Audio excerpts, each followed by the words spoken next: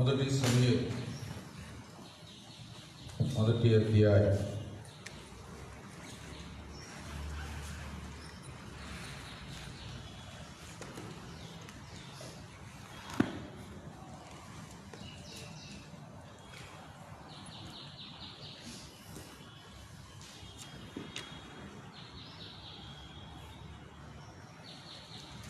మొదటి సమూయేలు మొదటి అధ్యాయం. ఎఫ్రాయిం మన్యమునందు రామతైస్ సోషీము పట్టణ వాడు ఒకడుండెను. అతని పేరు ఎల్కనా. అతడు ఎఫ్రాయిమీయుడైన రూపునకు పుట్టిన తోహు కుమారుడైన ఎలీహునకు జననమైన యెరోహాము కుమారుడు. అతనికి 2 భార్యలు ఉండేవి.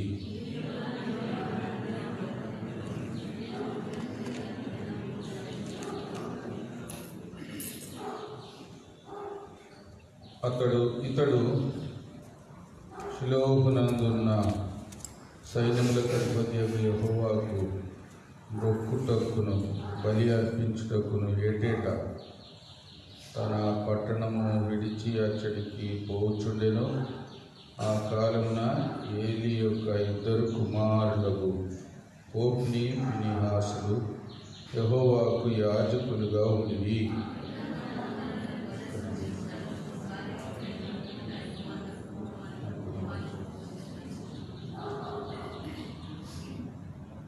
హన్నా తనకు ప్రియముగా ఉన్నందున ఆమెకు 2 పాళ్ళు ఇచ్చుచూ వచ్చెను. యెహోవా ఆమెకు సంతు లేకుండా చేశాను.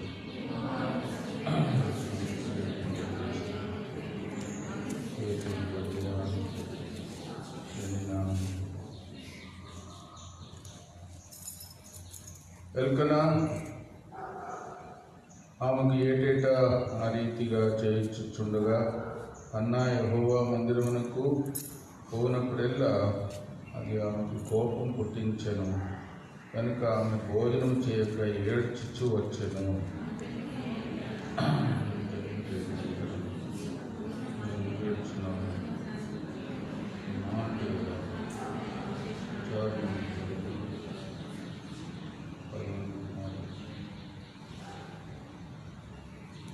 వారు షిలోహులో అనుపానములు పుచ్చుకొనిన తర్వాత హన్నా లేచి యాజకుడైన ఏలీ మందిర స్తంభం దగ్గరనున్న ఆసనం మీద కూర్చొని ఉండగా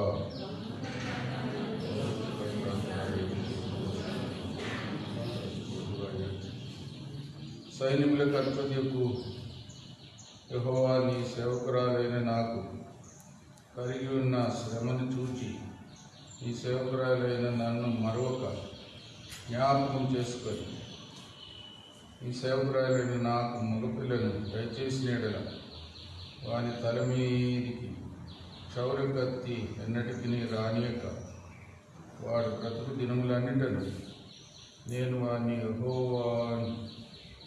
యెహోవాను నీకు అప్పగింతునని మొక్కుబడి చేసుకొనెను. ఆమె యెహోవా సన్నిధిని ప్రార్థన చేయుచుండగా ఏలీ ఆమె నోరు కనిపెట్టుచుండెను.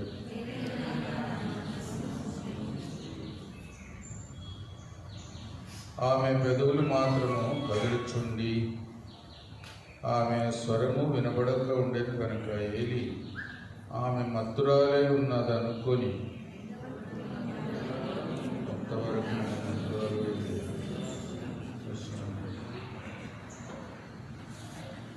అన్నా అది కాదు నా ఎల్లవాడా, నేను మనోదుఃఖము గలదాన్నై ఉన్నాను. నేను ద్రాక్షారసమైనను మద్యమునైనను పానం చేయలేదు కానీ నా ఆత్మని యెహోవా సన్నిధిని కుమ్మరించుకొనుచున్నాను. మాటదానికి ఉంచవద్దు.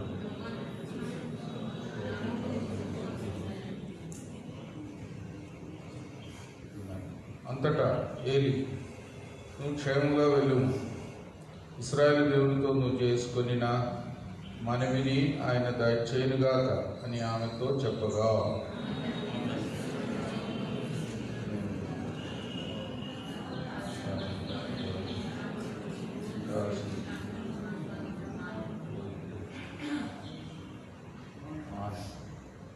తర్వాత వారి ఉదయమునందు వేగిరమే లేచి యెహోవాకు మొక్కి తిరిగి రమాలోని తమ ఇంటికి వచ్చి, అంతటా ఎల్కనా తన భార్యకు హన్నాను కూడెను. యెహోవా ఆమెను జ్ఞాపకం చేసుకొనెను కనుక హన్నా గర్భం ధరించి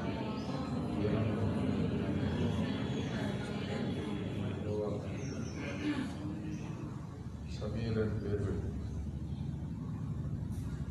ఎల్కనాయను అతని ఇంటి వారందరూ యెహోవాకు ఏటేటా అర్పించు బలి అర్పించుటకు మొక్కుబడిని చెల్లించుటకును పోయిరి.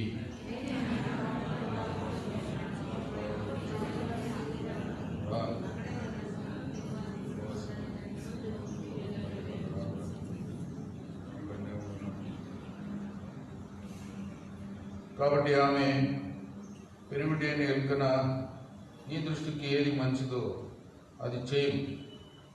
నువ్వు ఆయనకి పాలు మాన్పించు వరకు నిలిచి ఉండు. యెహోవా తన వాక్యము స్థిరపరచును గాక అని ఆమెతో అనేను.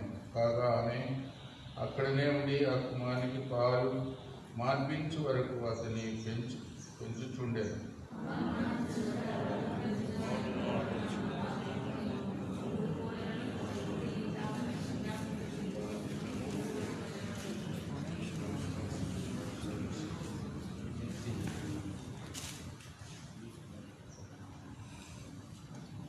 వారు ఒక కోడెను వధించి పిల్లవాడిని ఏలీ వద్దకు తీసుకొని వచ్చినప్పుడు ఆమె అతనితో ఇట్లా, నేను నా యెహోవా ప్రాణం తోడించి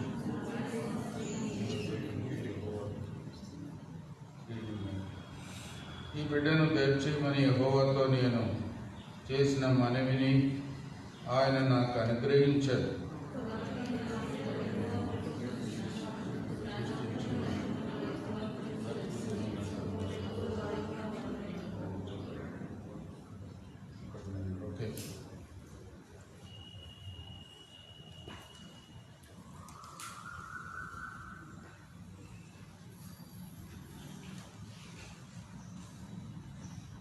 మొదటి వచనం, ఎఫ్రాయిము మన్యమందు రామతైష్మెషీము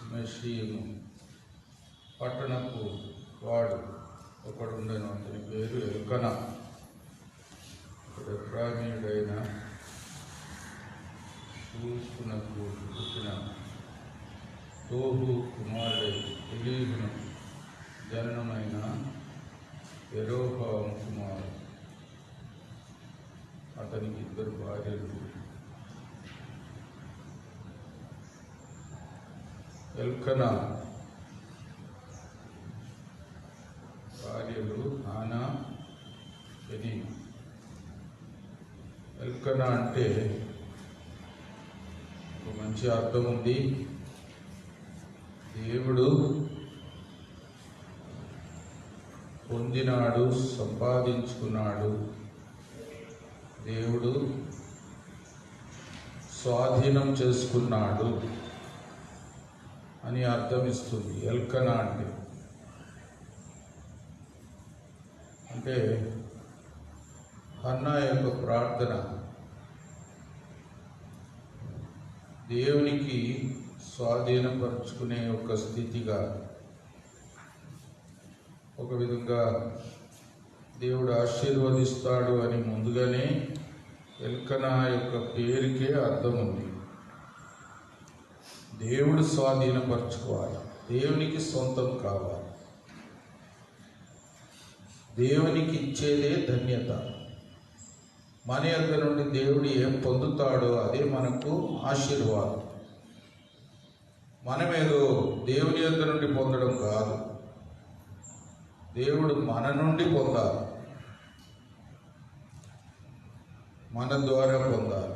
అది ఒక అర్థం ఇస్తుంది ఎల్కనా అంటే. ఒకటి హానాకు కూడా ఇది ఒక నడిపింపు, ఒక తలంపు కలిగించి ఉంటుందని మనం తలంచవచ్చు. తర్వాత హానా అంటే దేవుని దయ, కృప. దేవుని కృప అంటే మనకు అర్హత లేకపోయినా యేసు ప్రభువారిని బట్టి దేవుడు మన ఎడల దయ చూపిస్తున్నాడు. మనం శిక్షకు పాత్రలమైనా కూడా దేవుడు మనల్ని శిక్షించకుండా దయ తలస్తున్నాడు యేసు ప్రభువారిని బట్టి. చూడు, దేవుని సంకల్పం, దేవుని ఉద్దేశం ఎంత మంచిదో. దేవుడు కావాలంటే నేరుగా అందరినీ శిక్షించవచ్చు, కానీ దేవుడు ఇష్టపడట్లేదు. తన కుమారుని ద్వారా అందరినీ కనికరించాలి, క్షమించాలి, దయ చూపించాలి, కృప చూపించాలి. ఇది మొదటి నుండి దేవుని ఉద్దేశం. ఎంత మంచి దేవుడు! ఆయన క్రయంతోనే మనుషులకు దయ చూపించగోరాడు. మనుషుల నుండి కూడా ఏది అడగట్లేదు. అడిగితే కూడా కష్టమే కదా.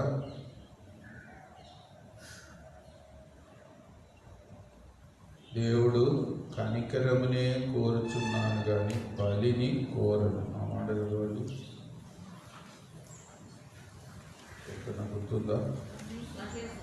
9:13 మత్తయి 9:13. అయితే నేను పాపులను పిలువచ్చు తిని కానీ నీతిమంతుని పిలువరాలేదు, కనుక కనికరమునే కోరుచున్నాను కానీ బలిని కోరను అని వాక్య భాగం ఏమిటో మీరు వెళ్ళి నేర్చుకొనుడని చెప్పారు. కనికరమునే కోరుచున్నాను, బలిని కోరను. బలి కోరి ఉంటే కూడా కష్టమే ప్రజలకు, మనకు, నాకు. మన పాపాలన్నిటికీ ఒక్కొక్క గొర్రెను అర్పించమంటే హైదరాబాద్లో గొర్రెలు ఉంటాయి.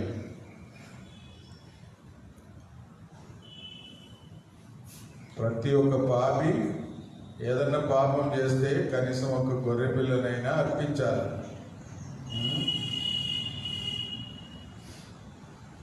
కాబట్టి దేవుడు ఏది కోరలేదు, బలిని కోరలేదు.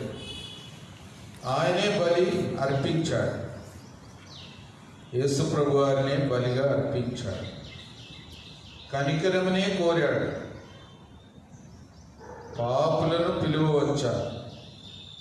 నీతిమంతులు ఎవరు లేరనుకోండి, ఎవరు లేరు. ఎంత మంచి మాట!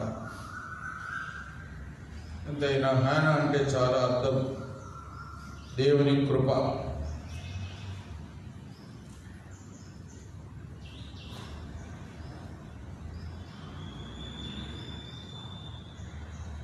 పెనీనా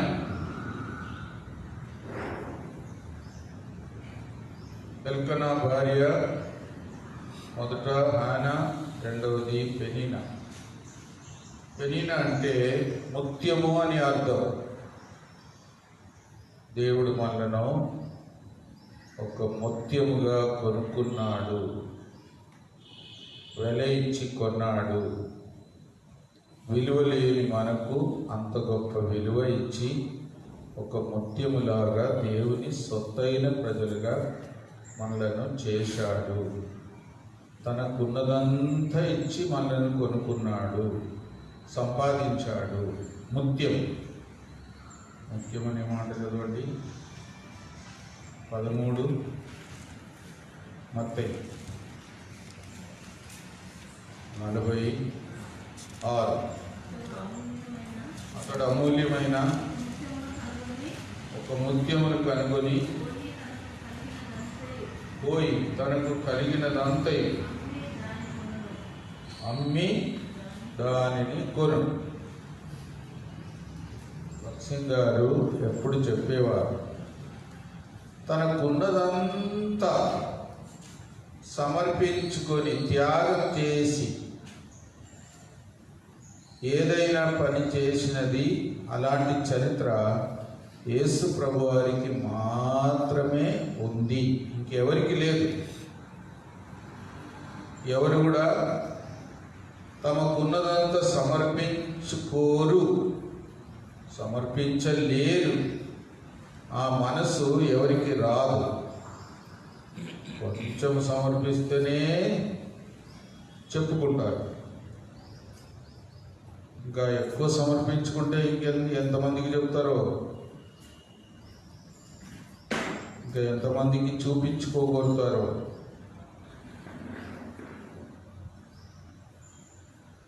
యేసు ప్రభువారు తనకున్నదంతా తను తాను రిక్తునిగా చేసుకున్నాడు. ఆ చరిత్ర ఎవరికి లేదు, యేసు ప్రభువారికి మాత్రం. లక్ష్మణ్ గారు చాలాసార్లు ఈ మాటలు గుర్తు చేసేవారు. మనలను ఒక ముత్యములాగా కొనుక్కోవడానికి ప్రభు అంత త్యాగం చేశాడు. ప్రతి విషయంలో తనకున్నదంతా మొత్తం త్యాగం చేశాడు. మర్చిపోవద్దు, ముత్యం అంటే దేవుడు మనలను సంపాదించడానికి ఎంత క్రయం చెల్లించాడు అనేది మనకు గుర్తు చేస్తుంది.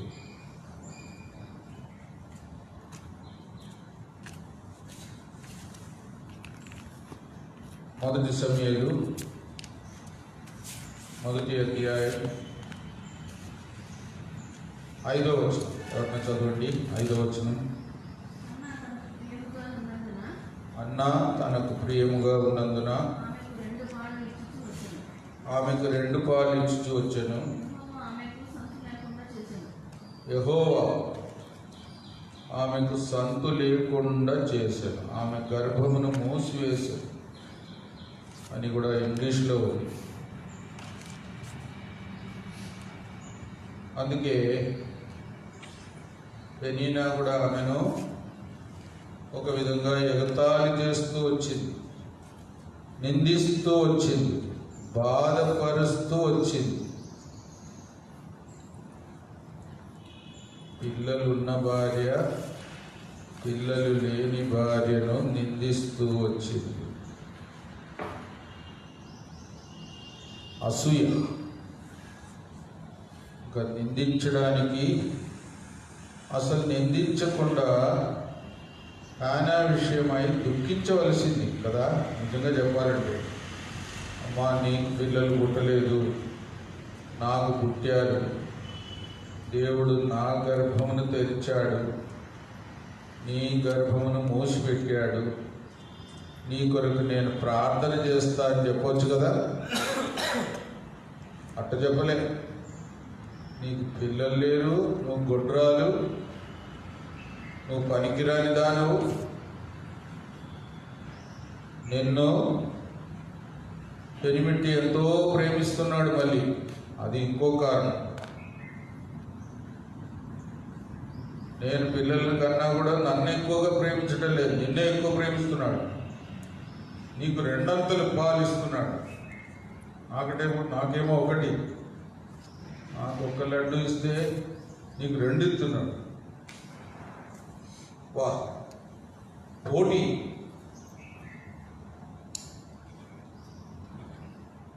ఎంతైనా హానాకు ఓర్పు అవసరం. హానా శ్రమ పడుట ద్వారా కొన్ని విషయాలు నేర్చుకుంది, ఒక విధంగా ప్రార్థన కూడా నేర్చుకుంది. లేకపోతే అంత దుఃఖంతో ప్రార్థన ఎవరు చెయ్యరు. మనకు కూడా ప్రార్థనా భారం సాధారణంగా ఉండదు.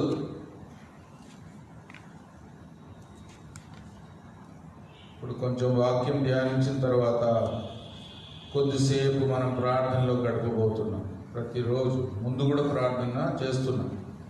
ఎంతమందికి నిజంగా భారంతో ప్రార్థన చేస్తున్నారు అనేది ఒక ప్రశ్న. ఆ ప్రార్థన భారం అనేది అంత సులువుగా రాదు. ఏదైనా కారణం ఉంటేనే వస్తుంది. కొంతమందికి వ్యక్తిగతమైన ఏదైనా కష్టం ఉంటేనే వస్తుంది. దేవుడు ఒక విధంగా హన్నా జీవితంలో అలాంటి పరిస్థితి రప్పించాడు. అలాగా హన్నాను ధన్యురాలుగా చేశాడు. తప్పకుండా ప్రార్థన చేయవలసిందే. ఒకవైపు నిందలు, ఇంకోవైపు గొడ్రాలు, ఇంకా దుఃఖం, నిరాశ, గర్భఫలం లేదు అని ఒక నిరాశ. అందుకే అన్న ఇలాంటి పరిస్థితులన్నిటిని బట్టి ధన్యురాలై, ప్రార్థనాపరురాలై, విశ్వాసం ఉంచింది, దేవుని సన్నిధిలో ఏడ్చింది. ఇంకా అపార్థం కూడా చేయబడింది ఏలి ద్వారా. ఏమో పొద్దునే తాగొచ్చావేంటి, ఏదో గుసగుసలు మాట్లాడుతున్నట్టే దేవుని సన్నిధిలో మాటలేం వినబడలేదు అని కూడా అన్నాడు. అంటే చెడ్డ స్త్రీ అన్నట్టు పొద్దునే తాగి వచ్చి దేవుని మందిరంలో ప్రార్థన చేస్తుంది, మాటలు వినబడకుండా చేస్తుంది అని అపార్థం కూడా చేసుకున్నాడు. అయినా హన్నా ఒక ఫిర్యాదు కూడా చేయలేదు. తను అపార్థం చేసుకున్నా కూడా చేసుకున్న వ్యక్తిని కూడా నిందించలే. నేను దుఃఖము గలదానను, నేను మనోవేదన గలదానను, దయచేసి నన్ను అపార్థం చేసుకోవద్దు అని హన్నా మనవి చేసుకుంటుంది. ఇంకెవరైనా అయ్యుంటే ఏమనేవారు? ఆ యాజకుని కూడా ఏదన్నా మాట అనొచ్చు. కాబట్టి హన్నా చాలా దీనురాలైంది, చాలా మృదుత్వం గల స్త్రీ అయింది. ఒక విధంగా దేవుని సన్నిధిలో దుఃఖాక్రాంతురాలుగా ప్రార్థన చేసింది. కాబట్టి అలాంటి ప్రార్థన మనకు కూడా రావాలి. మూలుగుతో ప్రార్థన చేయాలి. పరిశుద్ధాత్మ మూలుగుతో, ఆ మాట ఎక్కడుంది? పరిశుద్ధాత్మ మూలుగుతో ప్రార్థన చేయాలి. రోమా 8:26 అటువలే ఆత్మయు మన బలహీనతను చూచి సహాయం చేయుచున్నాడు. ఎలాగనగా యుక్తంగా ఎలా ప్రార్థన చేయవలనో మనకు తెలియదు, కానీ ఉచ్చరింప శక్యం కానీ ములుగులతో 8:26 ములుగులతో ఆత్మ తానే మన పక్షముగా విజ్ఞాపన చేయుచున్నాడు. పరిశుద్ధాత్ముడే మన ద్వారా మనలో ఉండి ప్రార్థన చేపిస్తాడు. ఎంత గొప్ప అనుభవం! పరిశుద్ధాత్మయందు ప్రార్థించాలి, మూలుగుతో ప్రార్థించాలి. మనకు ఎలాగ ప్రార్థన చేయాలో తెలియదు, పరిశుద్ధాత్ముడే చేపిస్తాడు. చెప్ప శక్యం కాని మూలుగు, బాధ, వేదన, ఇది దేవుడిచ్చే వేదన, మామూలు వేదన కాదు.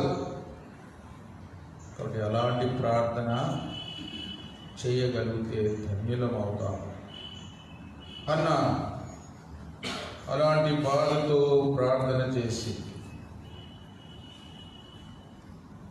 11వ వచనం, 1 సమూయేలు 1వ అధ్యాయం.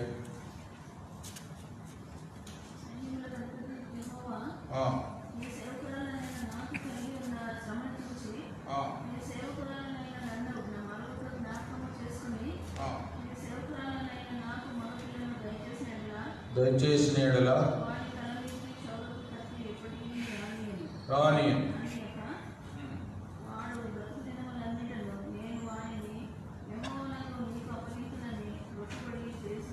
మొక్కుబడి చేసుకొని నాకు మగ శిశువునిస్తే వారి తల మీదకి క్షౌరం కత్తి రానివ్వరు, సమర్పిస్తారు, ప్రభు కొరకు నాజీరులుగా సమర్పిస్తారు అని మొక్కుబడి చేసుకుంది.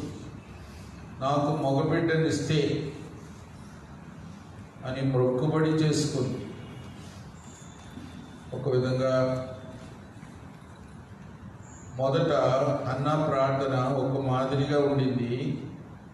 తర్వాత హన్నా ప్రార్థన దేవుని అవసరతను గుర్తించేదిగా మారింది అని భక్సి గారు ఎన్నోసార్లు చెప్పేవారు. మొదట హన్నా ప్రార్థన అంతా కూడా ఎలా ఉండిందంటే, ప్రభువా నా అవమానం తీసి, నా గొడ్డుబారిన స్థితిని తీసి, నాకు ఒక మగ శిశువునివ్వు, నా నిందను తీసి అని ప్రార్థన చేసింది. తర్వాత తన ప్రార్థన మారిపోయింది. ఏమని మారింది? దేవా, మీరు నాకు మగ శిశువుని ఇస్తే వారిని నేను మీకు సమర్పిస్తాను. మీ కొరకు ఒక ప్రవక్తగా ఉండడానికి ఇశ్రాయేలులో ఇప్పుడు ప్రవక్త లేడు. యాజకుడు, రాజకుని కుమారులు కూడా సరైన విధంగా సేవ చేయలేకపోతున్నారు. కాబట్టి ఒక ప్రవక్త యొక్క అవసరత ఉంది ఇశ్రాయేలు మధ్యలో. ఆ అవసరత తీర్చడానికి నాకు మీరిచ్చే కుమారుని సమర్పిస్తాను. మీ అవసరత తీర్చుకోవడానికి నాకు ఒక కుమారుని ఇవ్వండి. అట్లా అన్న ప్రార్థన మారిపోయింది. మొదట ఏం ప్రార్థన చేసింది? నాకు కుమారునివ్వు, నా అవమానం తీసేయి, నా నిరాశ తీసేయి అని మొదట కొద్ది రోజులు ప్రార్థన చేసింది. తర్వాత ఏం ప్రార్థన చేసింది? దేవా, నా అవసరత కంటే మించి మీ అవసరత,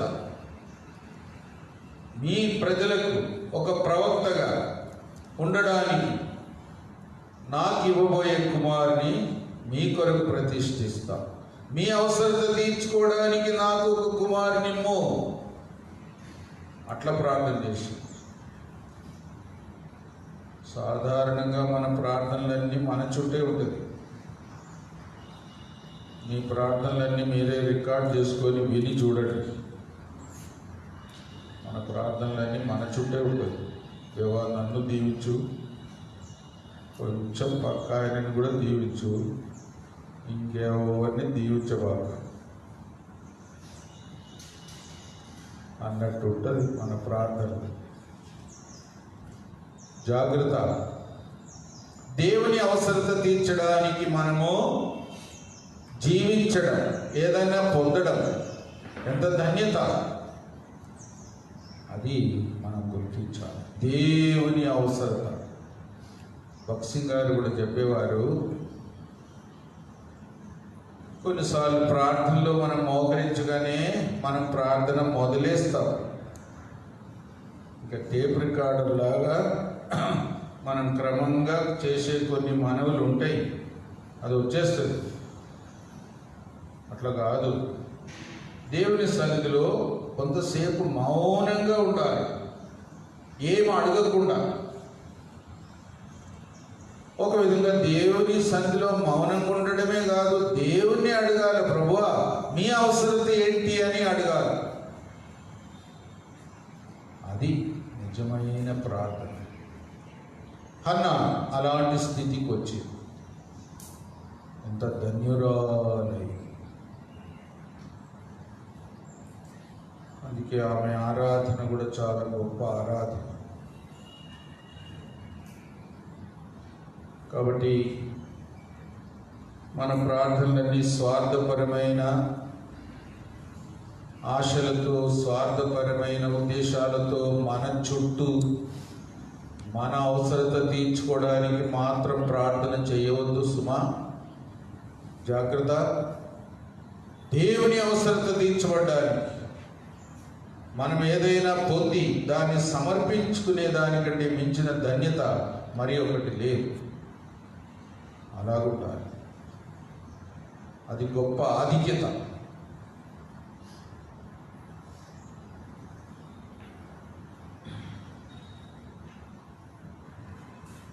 అన్నా దేవుని సన్నిధిలో విరిగిపోయింది, చాలా దీనురాలైంది, చాలా దుఃఖముతో వచ్చింది, పూర్తిగా నలిగిపోయింది. ఇంకా తాను దేవుని సన్నిధిలో అలాగా విరిగి నలిగిన హృదయం గల స్త్రీగా దేవుని సన్నిధిలో మొరపెట్టింది. విరిగి నలిగిన హృదయమును దేవుడు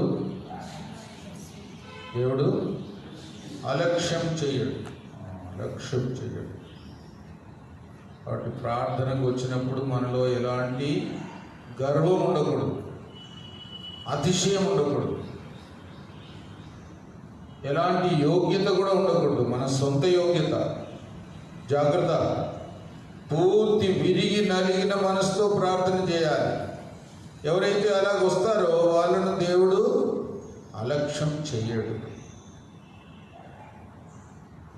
అందుకే దేవుని సన్నిధికి హన్నా ఒక గొప్ప విరిగి నలిగిన మనస్సు కలిగిన స్త్రీగా రాగలిగింది కూడా గొప్ప ధన్యత. తన ప్రార్థన జవాబు పొందడానికి ఒక అర్హత. తర్వాత ఏలి సమాధానంగా వెళ్ళు, ఇశ్రాయేలు దేవుడు నువ్వు మనవి చేసినది నీకు దయచేయనుగాక అని కూడా పలికాడు.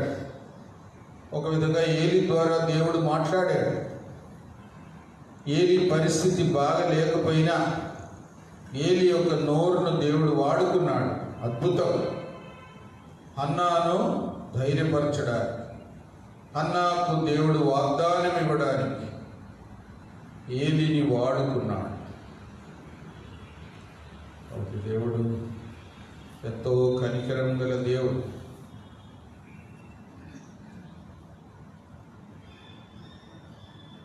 ఇరవై వచనం, మొదటి సమూయేలు. గనుక అన్నా గర్భం ధరించి ఆ దినములు నిండినప్పుడు ఒక కుమారుని కని నేను యెహోవాకు మొక్కుకొని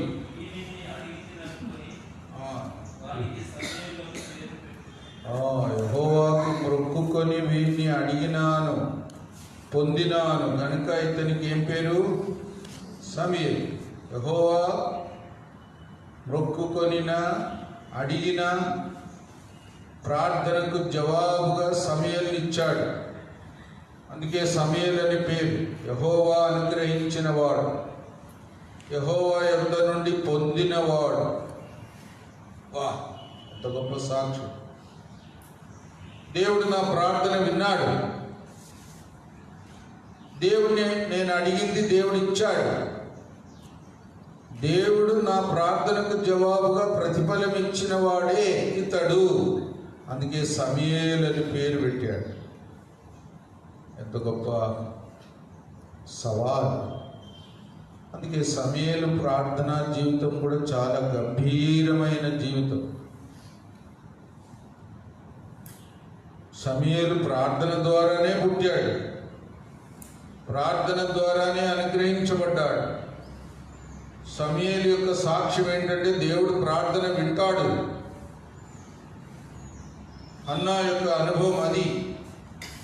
అందుకే సమూయేలు ఒక గొప్ప సాక్షి అయినాడు. దేవుడు ప్రార్థన వింటాడు, దీనుల యొక్క ప్రార్థన వింటాడు. విరిగి నలిగిన వారి ప్రార్థన వింటాడు, విశ్వాసం గల వారి ప్రార్థన వింటాడు అనే దానికి రుజువుగా సమూయేలు పుట్టాడు.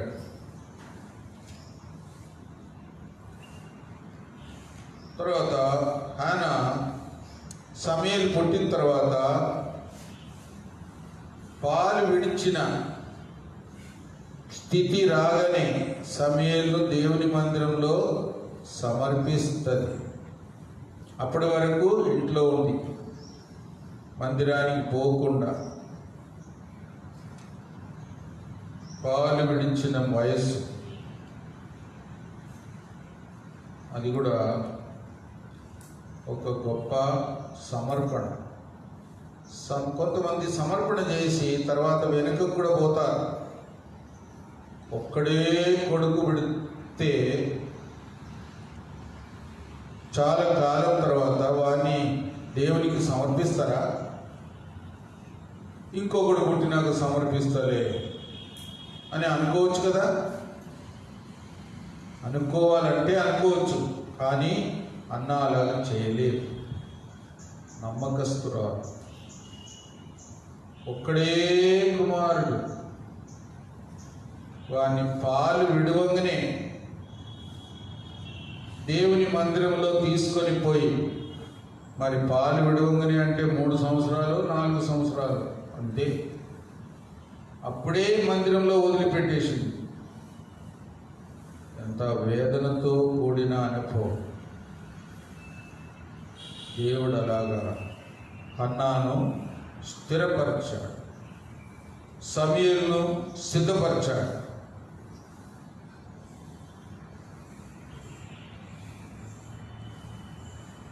సమూయేలు దేవుని మందిరంలో విడిచిపెట్టబడినప్పుడు తాను దుఃఖపడలేదు. దేవుని మందిరంలో విడిచిపెట్టడానికి హన్నా కూడా వెనుకాడలేదు. వారి మనసులు దేవుని ముందు స్థిరపరచుకున్నారు. అందుకే ధన్యులైనారు. 131వ కీర్తన 2వ వచనం ఎవరన్నా చదవండి. నేను నా ప్రాణమును నిమ్మలపరుచుకొని ఉన్నాను, సముదాయించుకొని ఉన్నాను. చనిపాలు విడిచిన పిల్ల తన తల్లి యొద్ద ఉన్నట్టు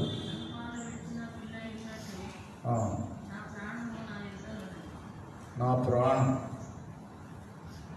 నీ యొద్ద ఉన్నదా? నా యొద్ద ఉన్నది. చనిపాలు విడిచిన బిడ్డవలే నేను ఉన్నాను. ఒక విధంగా పాలు విడిచేదాకా పిల్లలు తల్లిని హత్తుకొని ఉంటారు. పాలు విడిచిన తర్వాత ఇంకా తల్లి కొంచెము బిడ్డను దూరం చేస్తుంది. ఎందుకంటే పాలు తాగే వయసు అయిపోయింది, ఇంకా దగ్గరికి రానియదు. ఇంకా అన్నం తినాల అంటది, ఇంకా నా మీద ఆధారపడవద్దు అంటది, కొంచెం దూరంగా చేస్తుంది. ఒక విధంగా ఇతరుల నుండి, తల్లి నుండి కూడా దూరంగా చేయబడి దేవుని హత్తుకోవడం, దేవునికి సమీపస్తులవ్వడం. యేసు ప్రభు కూడా అన్నాడు, ఎవరైనా తన తండ్రిని కానీ తల్లిని కానీ భార్యను కానీ పిల్లల్ని కానీ ఎవరినైనా నాకంటే ఎక్కువ ప్రేమిస్తే చెప్పండి నా శిష్యుడు కాలేదు. వా కాబట్టి దేవునికి సమర్పించుకోవడం అంటే అందరికంటే మించి దేవునితోనే సహవాసం, దేవుణ్ణే ప్రేమించాలి. ఆయన శిష్యులుగా ఉండాలంటే అదే షరతు, పాలు విడిచిన బిడ్డవని మన జీవితం కావాలి. అందుకే సమూయేలు, నేను అనుకుంటాను హన్నా ముందుగానే సమూయేలుకు నేర్పించింది, బిడ్డ నువ్వు పాలు విడవగానే మందిరంలో ఉండిపోవాలా, ఇంకా నా దగ్గర ఉండడానికి లేదు అని ముందుగానే అన్ని విషయాలు చెప్పింది. సమూయేలు కూడా బాగా అర్థం చేసుకున్నాడు, నన్ను దేవునికి నా తల్లి సమర్పించింది, నేను పాలు విడిచేదాకానే తల్లి దగ్గర ఉంటాను, ఆ తర్వాత నేను తల్లికి కూడా దూరం అవుతాను, తండ్రికి దూరం అవుతాను, అందరికీ దూరం అవుతాను. ఇంకా దేవునే ప్రేమించాలి, దేవుని మందిరంనే ప్రేమించాలి, అదే నా ఆధిక్యత, అదే నా పిలుపు, అదే నా ధన్యత అని సమూయేలు కూడా అర్థం చేసుకున్నాడు. అంత గొప్ప ఆధిక్యత నాకు దేవుడు ఇచ్చాడా, దేవుని కొరకు ప్రతిష్ఠించుకునే ధన్యత నాకు ఇచ్చాడా, ఆ పిలుపు నాకు ఇచ్చాడా, ఆ బాధ్యత నాకు ఇచ్చాడా. అందుకే సమూయేలు తల్లి విడిచిపెట్టిన తర్వాత కూడా అక్కడ కృతజ్ఞతతో ఏం చేస్తాడు, మొక్కినాడు. చదవండి ఆ మాట, 1 సమూయేలు 1వ అధ్యాయం చివరి వాక్యం. ఆ బిడ్డను యెహోవాకు ప్రతిష్ఠించుచున్నాను, తాను బ్రతుకు దినములు అన్నిటిలో ప్రతిష్ఠితుడని చెప్పాడు. చూడండి, అప్పుడు వాడు యెహోవాకు అక్కడనే మ్రొక్కెను. చిన్నవాడు,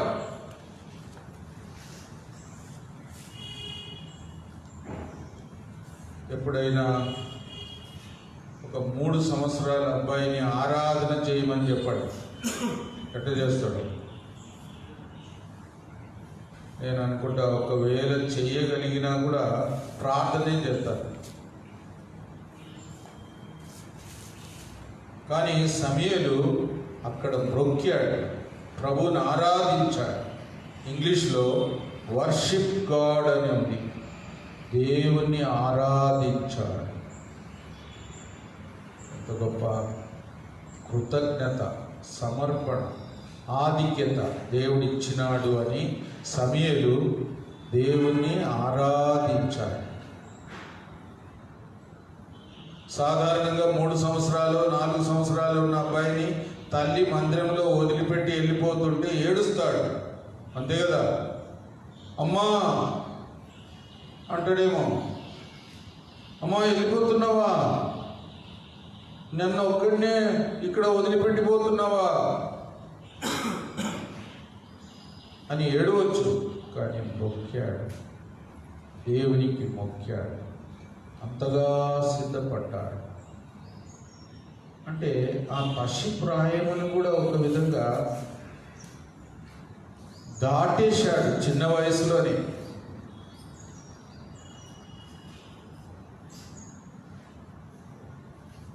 మనకు వయసు వచ్చిన తర్వాత పసిబిడ్డల చేష్టలన్నీ మానేస్తాం కదా.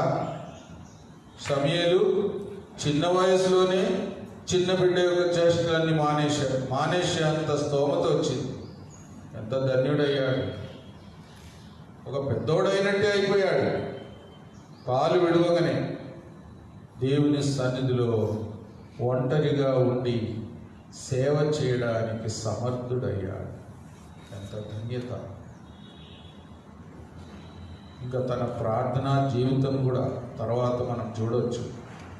ప్రార్థన ద్వారానే పుట్టాడు, ప్రార్థన ద్వారానే సమర్పించబడ్డాడు. తల్లి ప్రార్థన, తన ప్రార్థన కూడా ఎంతో బలమైన రీతిగా ఇశ్రాయేలు మధ్యలో ప్రభావం గలదిగా ఉండేది చూస్తున్నాం. మన జీవితం కూడా అలా కావాలి. నిజమైన సమర్పణ గల వారికి ప్రార్థనా భారం ఎక్కువగా ఉంటుంది. నిజమైన దేవుని కొరకు సమర్పణ చేసుకున్న వారికి ప్రార్థనా భారం ఎక్కువగా ఉంటుంది. వారి ప్రార్థనలోనే తెలిసిపోతుంది, ఓహో ఈ వ్యక్తి నిజంగా దేవుని కొరకు సమర్పించుకున్నాడు.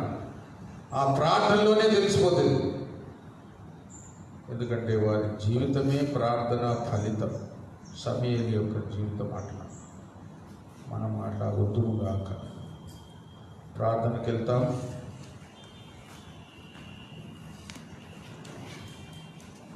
ఈ దినము ఆయా సంఘాల నుండి కొంతమంది వస్తారు, వారికి ఏమైనా అవసరం ఉంటే కొంతమంది ట్రాన్స్ఫర్ కూడా అడుగుతారు. వారి కొరకు ప్రార్థన చేయండి. సాయంకాలం యూత్ మీటింగ్ ఉంది, యవన సహోదరులకు మీటింగ్. రేపు ప్రార్థన కూడిక, ఎల్లుండి బైబిల్ స్టడీ, మరి శుక్రవారం సహోదరుల కూడిక, రాత్రి ప్రార్థన, ఆదివారం 2 సెషన్లు ఆధారం. అన్నిటి కొరకు ప్రార్థన చేయండి. కరోనా కూడా తగ్గిపోయినట్లు ప్రార్థన చేయండి. కరోనా వ్యాధితో కష్టపడుతున్న వారి కొరకు కూడా ప్రార్థన చేయండి. సహోదరుడు ఎవరైనా మొదలు పెట్టండి. నిన్న చేయని వారు ఎవరైనా ఉంటే చేయండి. ఎవరైనా